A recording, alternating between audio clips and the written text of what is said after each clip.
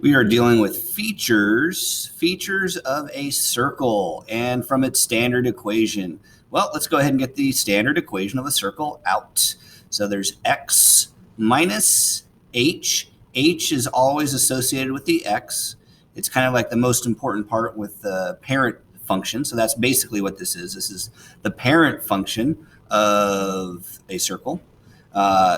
X minus h quantity squared plus y minus, you remember what letter goes with y? K quantity squared equals our radius squared, where h and k are the centers of the circle and r is the radius. Notice that you have the minus signs next to h and k. I just like to think of it as an opposite idea of whatever number is next to x and whatever number is next to k. And then r, we would just calculate that as the square root of whatever they give us. All right, so in this case, let's go ahead and just put it in this form. That's one way of doing it. But like I said, I would focus on this number, and I would say that's the opposite. So the opposite of negative 7.5 is 7.5, and that would be the y value of the center. There is no h here, so that means it would be like a 0, and I'll show you that when I write it out. But that would be a 0 just from examination. And then the square root of 9 over 49 would be 3 over 7. So that would be 3 over 7. But like I said, let's go ahead and just practice writing it out in standard equation form. And then that way you can see all these numbers laid out. So it'd be x minus 0, since there's nothing there, quantity squared, plus y minus negative positive 7.5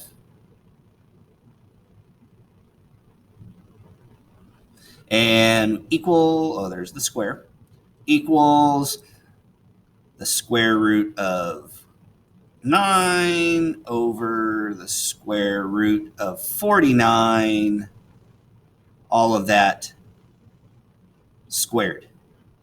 Okay, so let me just go ahead and go through this and how you see it. And this would be the minus 0, so that's just the 0 right there, minus whatever number's next to it. So in this case, it's a positive 7.5. And then if I squared the square roots here, that would just leave a 9 over 49. So everything links together.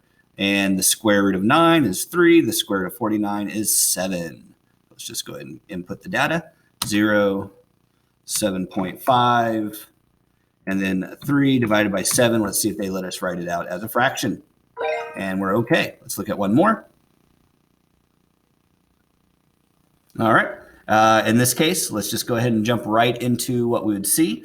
Negative 5.2 is right here, so I'd say 5.2.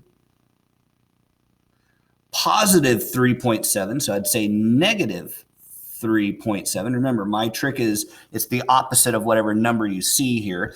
If I were to rewrite just this portion right here, we haven't seen the positive in my example yet, it'd be y minus a negative 3.7.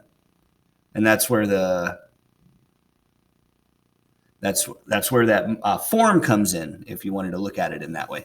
And then this one right here, the square root of 49 is just 7. Okay, and remember, it would be like the square root of 49 squared, so it fits the form.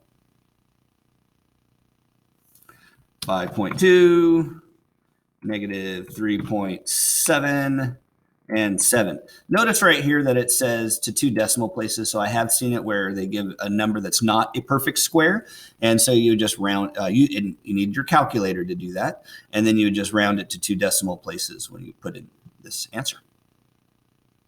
Okay.